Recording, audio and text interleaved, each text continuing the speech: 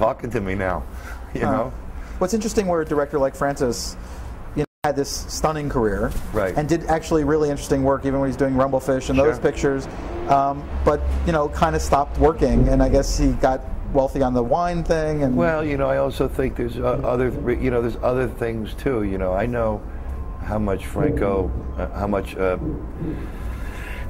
loved Gio. You know, when Gio died, you know, I think that took a lot out of him. You know, I think, and the industry. You know, he's his own man, like Darren and like Cimino. I mean, Francis wants to make a certain type of film, and you know, I'm sure Francis will make a few more films. He's working on one now, apparently, when he's ready to go. But I think the loss of his son at that time, I mean, who wouldn't go through that? Though in the media, we're always trying to figure out, and enjoy as critics and everything, we have, you know, whether a filmmaker is quote unquote over in some way, or whether an artist reaches an end. When Francis lost Gio, he had to go right back to work on Monday and finish Gardens of Stone or whatever it was called.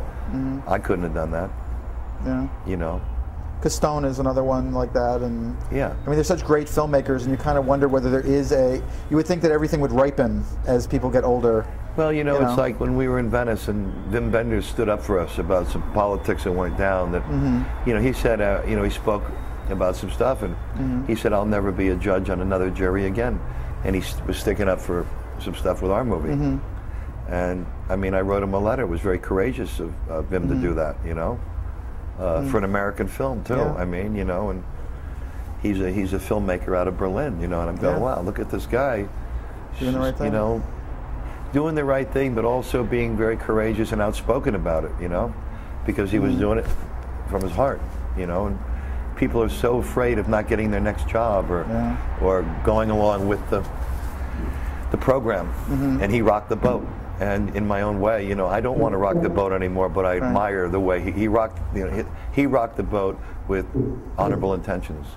So, does this feel different to you? I mean, you've now been going through this through Venice, got the awards there, went to Toronto. There was a huge explosion. People were talking about Academy Award being a mortal lock for you.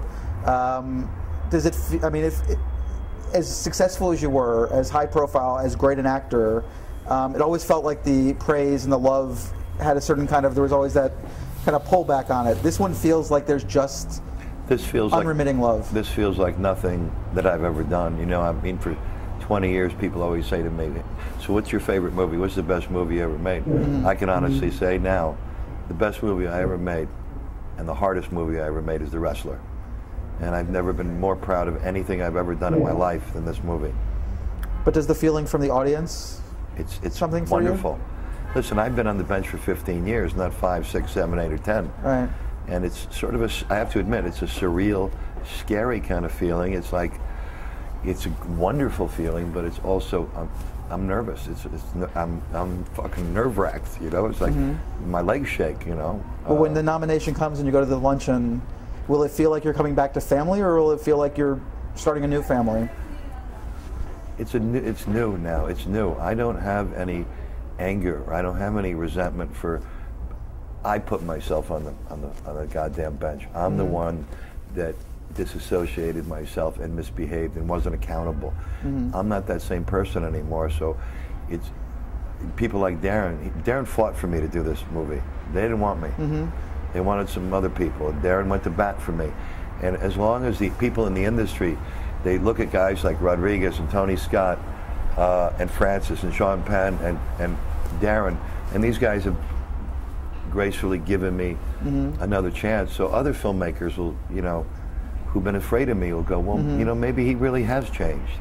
Because when you raised hell as long and misbehaved as long as I did, you have to pay the price for it. And I paid the price for it. Yeah. But I've always got to. I'm always going to have that little man with the hatchets inside going, I want to get out, you know, and I got to keep the little prick in there.